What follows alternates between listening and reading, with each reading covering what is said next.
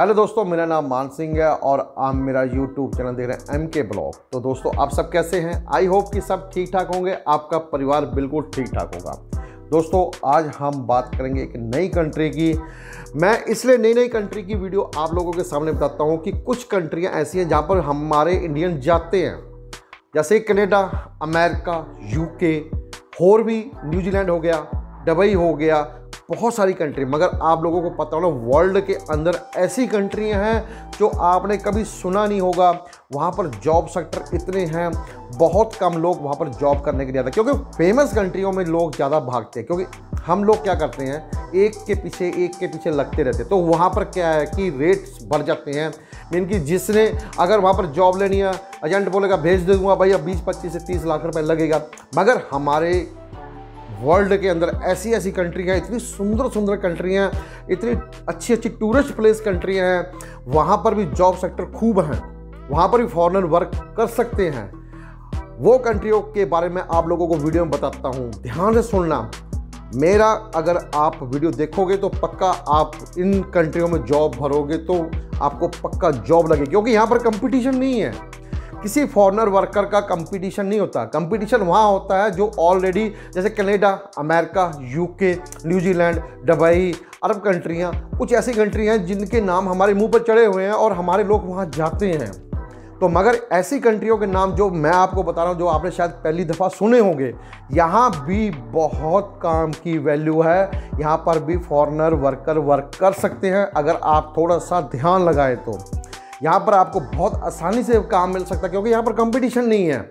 आप वहाँ पर भी पैसा कमा सकते हैं, बहुत अच्छी करेंसी रेट है। तो मैं ऐसी कंट्रियों को ढूंढता हूँ और मैं आप लोगों के सामने वीडियो बना के देता हूँ कि आप लोगों को पता लगे वर्ल्ड के अंदर ऐसी कंट्रियाँ भी हैं जहाँ पर हम काम कर सकें। तो दोस्तों, आज मैं आप लोगों को एक नई कंट्री के बारे में बताऊंगा। बने रहिए मेरे चैनल के साथ। चैनल को सब्सक्राइब जरूर कर दें, बेल आइकन के बटन को जरूर प्रेस कर दें, लाइक कर दें, शेयर कर दें और कमेंट बॉक्स में कमेंट जरूर लिखें कि जो मैं कंट्रियों की वीडियो बनाता हूं आपको कैसी लगती है। दोस्तों, आज मैं आपसे बात करूंगा एक नई कंट्री की, जिस कंट्री का नाम है बुल्गारिया। आपने सुना होगा पक्का बुल्गारिया कंट्री के बारे में, मगर आपने कभी अप्लाई नहीं किया होगा, यहाँ पर कभी जॉब सेक्टर के ढूंढने की कोशिश नहीं की होगी, मगर मैं आप लोगों को जरूर बताऊंगा। तो आप इस वीडियो को ध्यान से सुनना। आज मैं आपको बुल्गारिया के बारे में बताऊंगा, जिसको हम द रिपब्लिक ऑफ बुल्गारिया ही बोलते हैं। कंट्री ये आती है साउथ ईस्ट यूरोप में, और इसके जो पड़ोसी देश है ना, वो है रोमानिया, सर्बिया, मार्कोडोनिया, ग्रीस, तुर्की, और जो इसकी कैपिटल है वो है सोफिया। क्रिश्चियन लोग रहते हैं यहाँ पर, अदर धर्म के लोग भी रहते हैं, मगर मैक्सिमम क्रिश्चियन लोग रहते हैं वहाँ पर। तो वहाँ पर बुल्गारियन लैंग्वेज बोली जाती है, और भी बहुत लैंग्वेज बोली जाती है। इंग्लिश तो आपको पता ही, वर्ल्ड में कहीं भी बोल सकते हैं, तो यहाँ भी आप इंग्लिश बोल सकते हैं।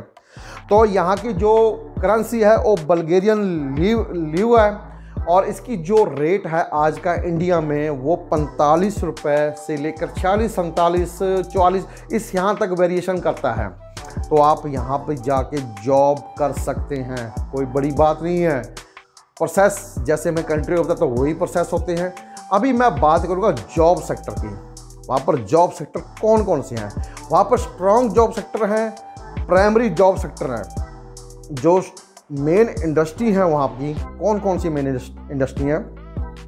एक है energy, mining, metal, machine building, agriculture and tourism. और अभी है प्राइमरी सेक्टर की बात करूँगा, क्लोथिंग है, आयरन है, स्टील है, मशीनरी है और रिफाइंड फ्यूल है।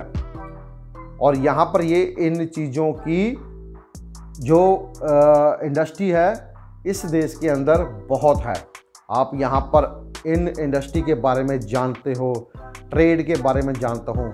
एक बात ध्यान से सुनना आप, जब कोई इंडस्ट्री खड़ी होती है, ये जरूरी नहीं होता कि वहाँ पर वो इंडस्ट्री का ट्रेड चलता है। वहाँ पर IT के भी बंदे चाहिए होते हैं, वहाँ पर ड्राइवर भी चाहिए होते हैं, वहाँ पर हर एक ट्रेड का बंदा भी चाहिए, इलेक्ट्रिशियन भी चाहिए, कारपेंटर भी चाहिए, क्योंकि एक इंडस्ट्री खड़ा करने में और चलाने में अलग अलग ट्रेड की ज़रूरत पड़ती है। इस चीज़ का ध्यान रखना, कहीं भी किसी भी कंट्री में आप इंडस्ट्री में वर्क कर रहे हो तो वहाँ पर इस चीज़ों का ध्यान रखना ज़रूरी है कि कल वहाँ पर अगर इलेक्ट्रिकल की फैक्ट्री खुल रही है, क्या वहाँ पर इलेक्ट्रिकल के इंजीनियर काम करेंगे? ऐसा नहीं है, मगर क्या कि इंपॉर्टेंट है कि इलेक्ट्रिकल के इंजीनियर तो काम करेंगे नहीं, उसके साथ अलग ट्रेड के बंदे भी वहाँ पर काम करेंगे। इलेक्ट्रिकल के पार्ट ले जाने के लिए ड्राइवर की जरूरत पड़ेगी, गाड़ियाँ लगेंगी तो ड्राइवर की जरूरत पड़ेगी। वहाँ पर और भी अगर लकड़ी के बॉक्स बने तो कारपेंटर की जरूरत पड़ेगी। अरे वहाँ पर अगर खाना खाना है, वहाँ पर पेंट्री है तो शेफ की जरूरत पड़ेगी। तो ऐसी ऐसी ट्रेड्स की भी जरूरत पड़ती है बड़ी बड़ी इंडस्ट्रियों में, तो इस चीज़ का ध्यान रखना कभी भी आप। तो अभी मैंने आप लोगों को सेकेंडरी और प्राइमरी के बारे में बता दिया। अभी ऑन डिमांड जॉब्स, वहाँ पर जॉब्स मैक्सिमम जो खुलती रहती हैं, आपको बता आईटी की जॉब्स मैंने आप लोगों को पहले बताया ना इंडस्ट्री में। अभी मैंने यहाँ पर तो कोई है नहीं कंप्यूटर बनने वाली मशीन, तो मैंने आप लोगों को बताया नहीं इंडस्ट्री है कोई कंप्यूटर बनाती है, मगर क्या कि आईटी की जॉब, हर एक इंडस्ट्री, बड़ी इंडस्ट्री के अंदर आईटी की जॉब 100% होती है। ये आप लोगों को बताता हूँ, आईटी के जो इंजीनियर्स हैं, जिन्होंने डिप्लोमे किए हैं, जिन्होंने डिग्रियाँ की हुई हैं, वो आईटी जॉब भर सकते हैं यहाँ पर।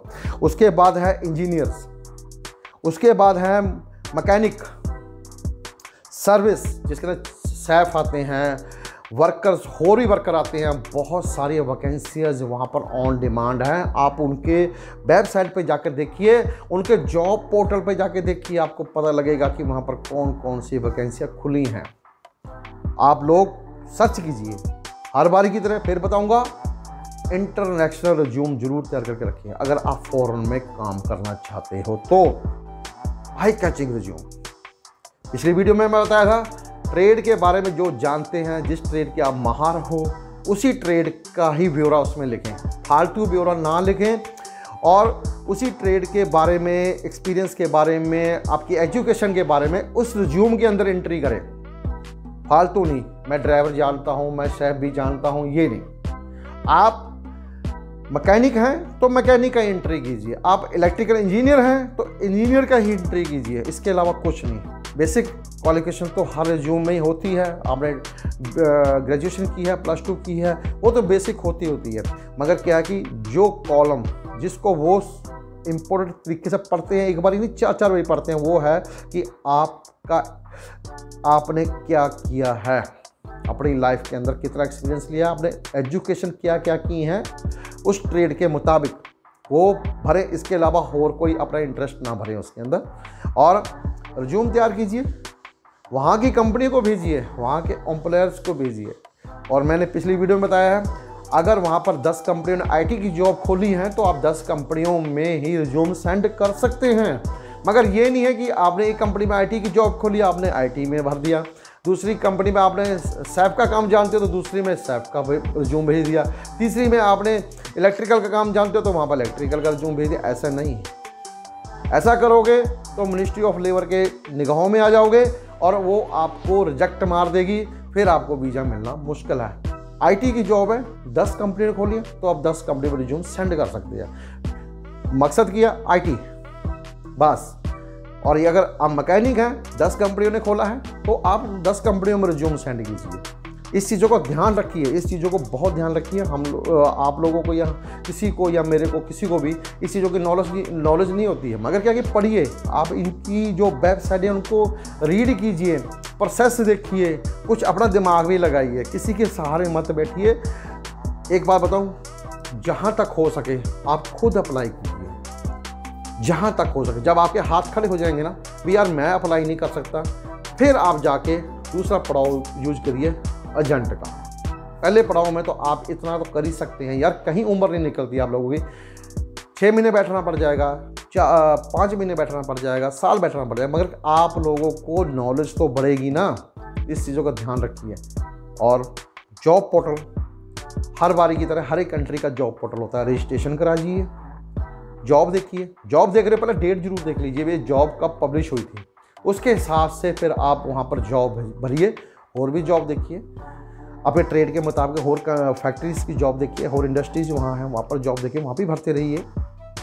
और वहाँ पर जैसे ही आपका रिज्यूम सेंड होता है, मेल के थ्रू आपका रिज्यूम जाता है, वहाँ के जो HR हैं, कंपनी के एम्प्लॉयर हैं, वो आपके रिज्यूम को पढ़ते हैं। ऐसा नहीं है पढ़ेंगे नहीं, वो पढ़ेंगे।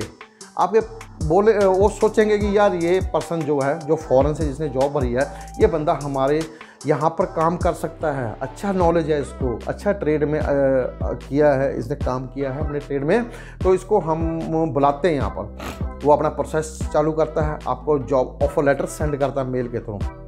मेल के बारे में पिछली वीडियो में बता दिया। मेल का वो ही उपयोग है जिसके आप हमेशा मेल को अपडेट रखते हैं, वो ही मेल आईडी वहाँ पर भरें।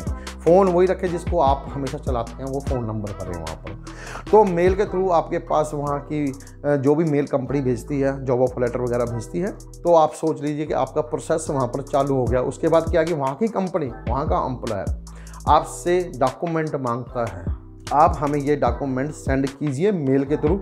आप अपनी PDF फाइल बढ़ाइए एक, और आप उनको डॉक्यूमेंट सेंड कर दीजिए जितना जल्दी हो सके। जो डॉक्यूमेंट आपके पास नहीं है तो आप प्लीज़ उसको जल्दी जल्दी बनाकर सेंड कीजिए। पुलिस वेरिफिकेशन हर एक कंट्री मांगती है, वो ज़रूर आप बना के रखिए। 6 महीने तक वैलिडिटी होती है उसकी, फिर भी आपको बता देता हूँ, आप सेंड कीजिए उनको। जैसे ही आप डॉक्यूमेंट सेंड करते हो तो वहाँ की कंपनी और वहाँ का जो एम्प्लॉयर है आपके वीज़े के लिए प्रोसेस शुरू करता है और आपको मेल कर देता है कि आप अपने D वीज़ा के लिए यहाँ से प्रोसेस कीजिए। अभी मैं आपको वीज़ा के बारे में बताता हूँ। मैं D वीज़ा बीच में बोल दिया, मैं आपको वीज़ा के बारे में बताता हूँ। वहाँ पर 2 प्रकार से वीज़े मिलते हैं, एक है C टाइप वीज़ा, एक है D type visa. C type visa जेकर आप वहाँ पर, जिसको हम शॉर्ट टर्म वीज़ा बोलते हैं, जैसे कि आप वहाँ पर बिजनेस के लिए रिलेटेड कोई जा रहे हो, वहाँ पर कोई शॉर्ट काम करने के लिए जा रहे हो, कोई फंक्शन के लिए जा रहे हो, या आप कोई वहाँ सीजनल वर्क के लिए जा रहे हो, तो वो शॉर्ट टर्म वीज़ा होता है, 90 दिन तक का वीज़ा मिलता है। मगर हम लोगों को चाहिए D टाइप वीज़ा, मैं कि लॉन्ग टर्म वीज़ा, जिसकी वैलिडिटी 1 साल भी हो सकती है, 2 साल भी हो सकती है। तो आपका वीज़ा जो D टाइप वीज़ा है वो आपने खुद अप्लाई करना है। वीज़ा वहाँ पर वर्क वीज़ा जो है वो आपका एम्प्लॉयर वहाँ पर जाके आपके लिए अप्लाई करेगा। यहाँ से आपने D वीज़ा अप्लाई करना है, जो कि यहाँ पर ट्रैवल करते हो उसके लिए वीज़ा होता है। मीन कि आपको परमिशन देगी यहाँ की यहाँ पर जो एम्बेसी है, बल्गेरिया की एम्बेसी जो है, वो आपको परमिट करेगी कि आप वहाँ पर जाइए। और जैसे ही एम्प्लॉयर आपको वर्क वीज़ा भेजता है और वहाँ से सीधा बल्गेरिया की एम्बेसी जो इंडिया में है वहाँ पर वर्क वीज़ा आता है आपका, तो टक देनी आपको D वीज़ा भी साथ में मिल जाता है। तो यहाँ पर आपने D वीज़ा पर ट्रैवल करना है और वर्क वीज़ा वहाँ पर जाने के बाद आपका स्टार्ट हो जाता है। तो इस चीज़ का ध्यान रखिए कि हम लोगों को वीज़ा कैसे मिलता है। वैसे तो आप जब अप्लाई करोगे तो आपको पता ही लग जाएगा, क्योंकि मैं आप लोगों को थोड़ा बता रहा हूँ तो थोड़ा बहुत ज्ञान आप लोगों को हो गया होगा। तो इस चीज़ों का ध्यान रखिए। किसी भी कंट्री में जाते हो आप, वहाँ पर कोई भी ऐसा काम ना करें जिसकी वजह से आपका रेपुटेशन डाउन हो, हमारे इंडिया का रेपुटेशन डाउन हो, वहाँ से आपको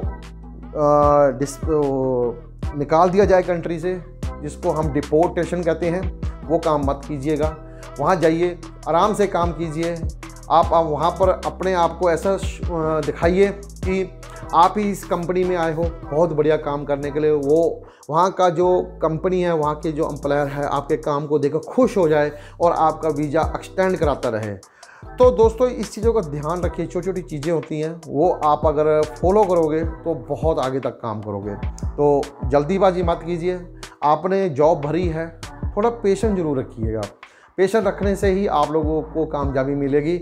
15-20 दिन, 25 दिन, 30 दिन, 1 महीना, 2 महीने भी लग सकते हैं चीज़ों में, क्योंकि फ़ॉरेन से वर्कर बुलाने के लिए एक कंपनी को बहुत डॉक्यूमेंट सबमिट करने पड़ते हैं वहाँ की मिनिस्ट्री ऑफ लेबर के अंदर। तो इस चीज़ों का ध्यान रखिए। मिनिस्ट्री ऑफ लेबर के कुछ कायदे कानून होते हैं जो कि वहाँ की कंपनी को, वहाँ के एम्प्लॉयर को दिखाने पड़ते हैं। वो एम्प्लॉयर और वो कंपनी वहाँ से रजिस्टर्ड भी होनी चाहिए, उनके साथ टाई अप होनी चाहिए, तभी वो आप लोगों के लिए परमिशन देती है उस कंपनी को, एम्प्लॉयर को, कि आप इस फॉरेन वर्कर को आप बुला सकते हो। उसमें टाइम लगता है। इस चीज़ों का ध्यान रखिए। ऐसा नहीं है कि आपने आज वैकेंसी भरी हो तो आपके 2 दिन के अंदर आपका जवाब आ जाएगा, ऐसा कभी नहीं होता। टाइम जरूर लगता है। मैंने तभी आप लोगों को बोला कि आप एक ही ट्रेड में 10 कंपनियों को आप रिज्यूम सेंड कर सकते हो, कोई दिक्कत नहीं है। एक कंपनी से जवाब नहीं आया, दूसरी कंपनी से आएगा, तीसरी कंपनी से आएगा, कहीं ना कहीं से तो आएगा ही आएगा।